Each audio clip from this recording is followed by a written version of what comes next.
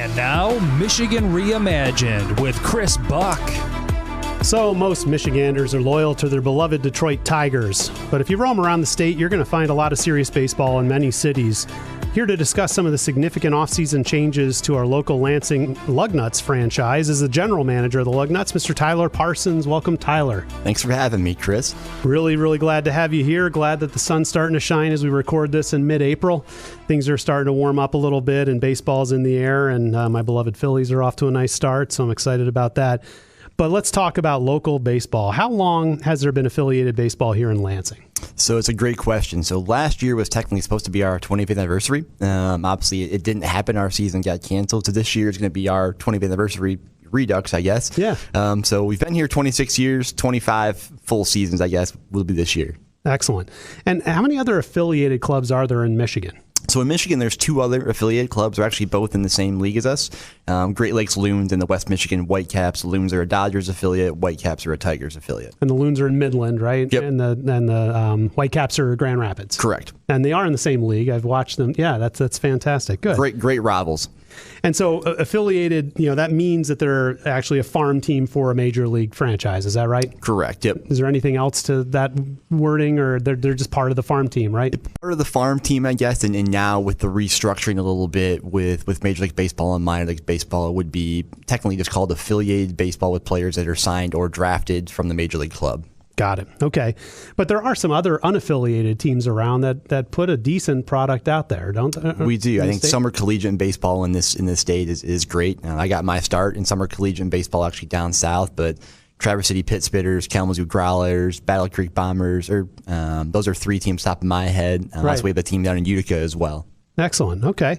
And so so last season, you already talked about that, the Lugnuts, they canceled the entire season. Were there any games played? I'm a little fuzzy on all the details. So we did not actually play any affiliated games last year. So our season, the minor league baseball season, was officially canceled on June 30th. From that point, we actually put together something called the Lemonade League. Was kind of a self-contained two-team summer collegiate wood bat league.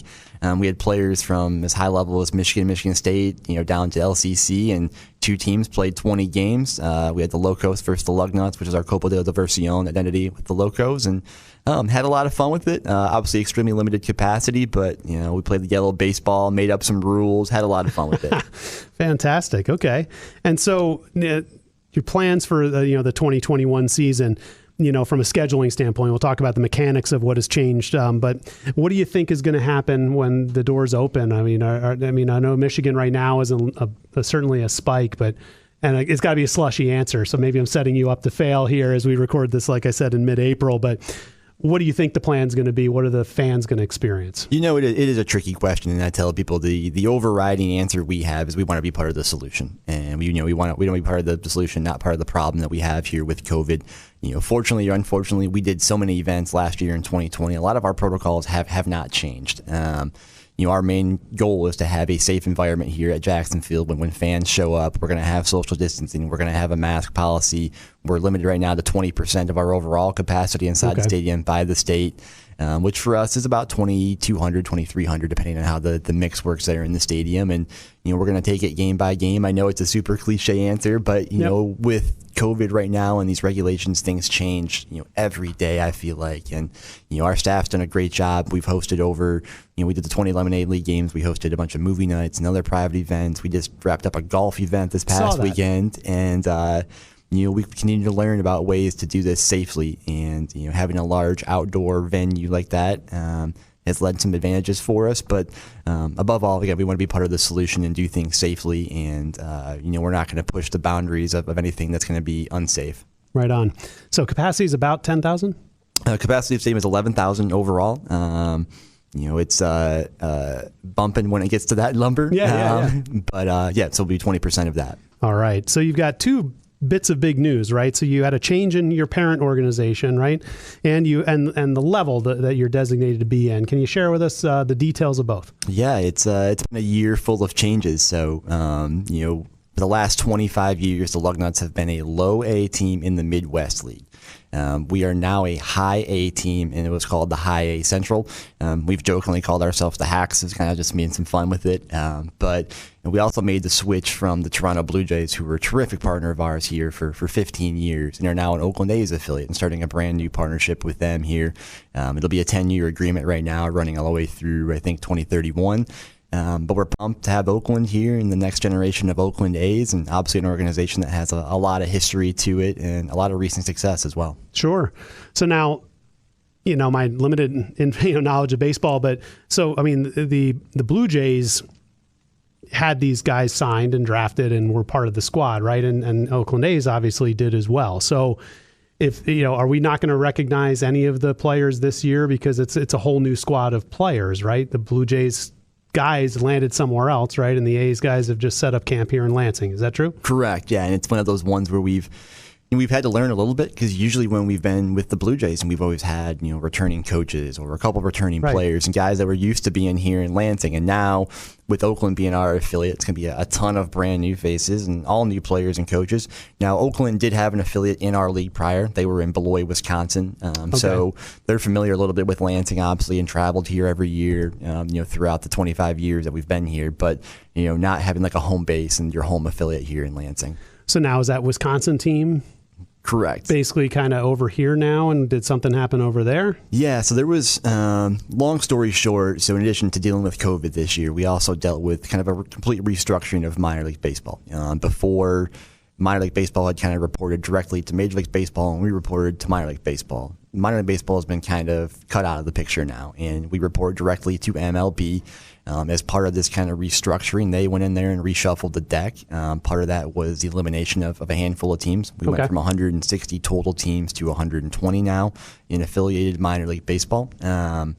And then kind of divide the deck up, and they made some moves in affiliations and leagues. Obviously, our league got bumped up completely to the High A Central now, but there was some affiliation changes. So long story short, the team that was in Beloit used to be an A's affiliate. They are now a Marlins affiliate.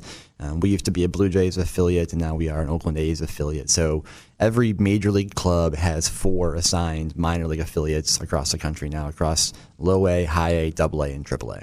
Got it.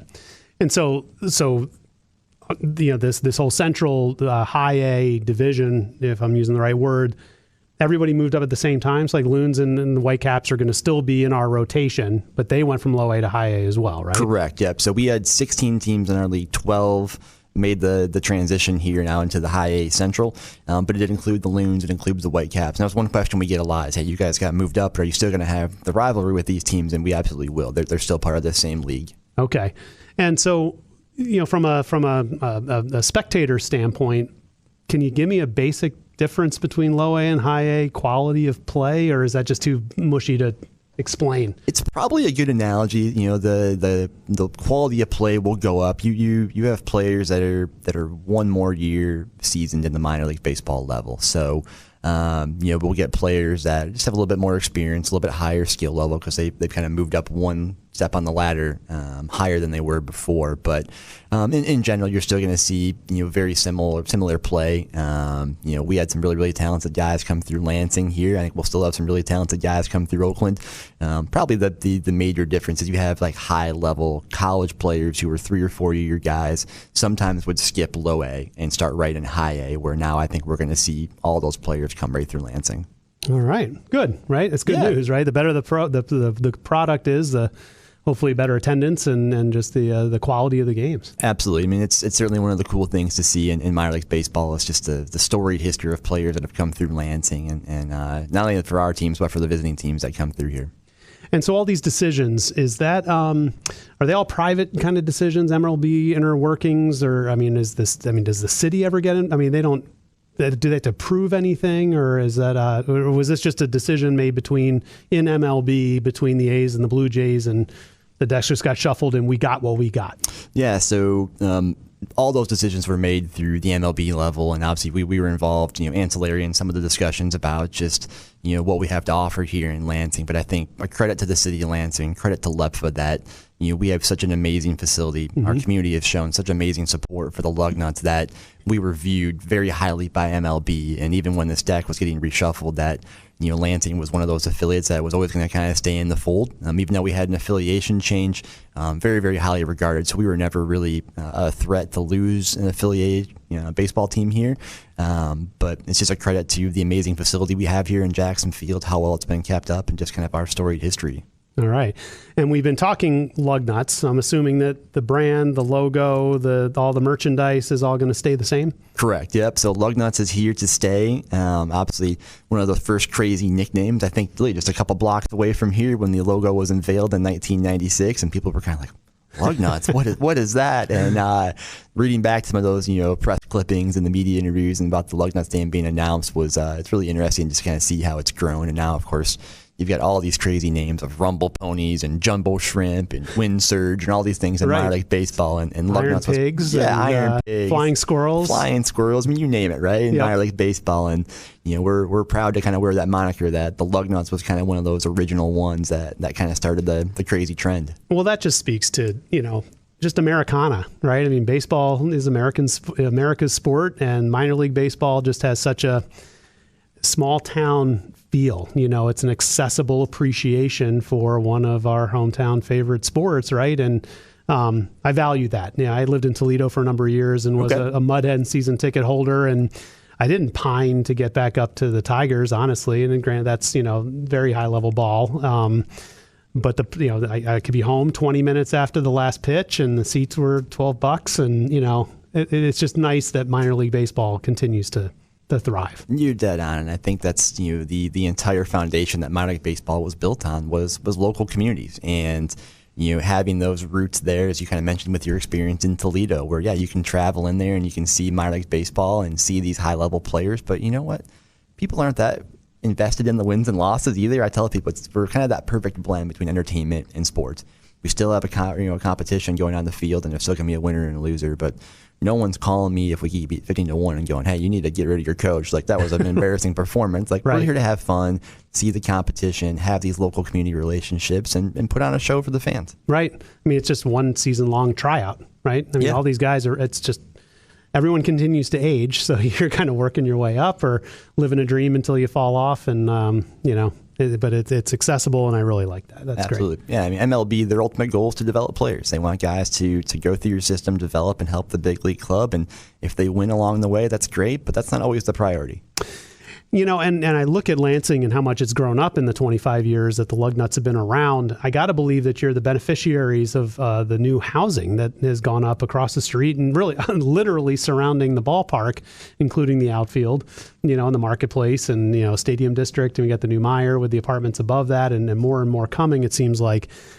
Has that shown in your ticket sales, and just like, is there any kind of more vibrancy in the stadium? Because the vibrancy around the stadium seems to have moved quite a bit. I think it's definitely impacted some of the fans we see come to the gates, but I think where it really has probably impacted us has been the addition of other events throughout the year. And we've really become a hub now for not just Lugnuts baseball, but for year-round events. I mentioned we did the golf thing. We've hosted beer festivals and concerts and 5K runs, and we have the BWL Chili Cook-Off. We're hosting Nitro Circus Live this year, so kind of becoming the entertainment hub. And I think the downtown development for us has been amazing to see. I mean, ultimately, that was the reason why the stadium was built in downtown, was to spur the economic development down there. And we tee up. We're only as strong as the businesses and the people around us, because people want to come to a baseball game or come to an event, and they want to come explore downtown Lansing. And that could be going to a business and grabbing a drink or dinner, or going to the river trail, or going to I-5 and building an entire day around it. And it's been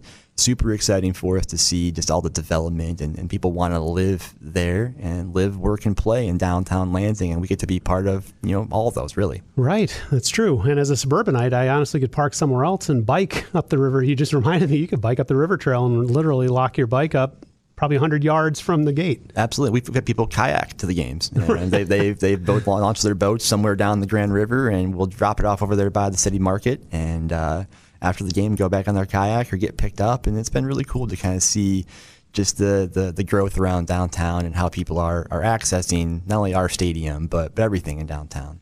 Well, we appreciate everything that you're doing on behalf of baseball and the region.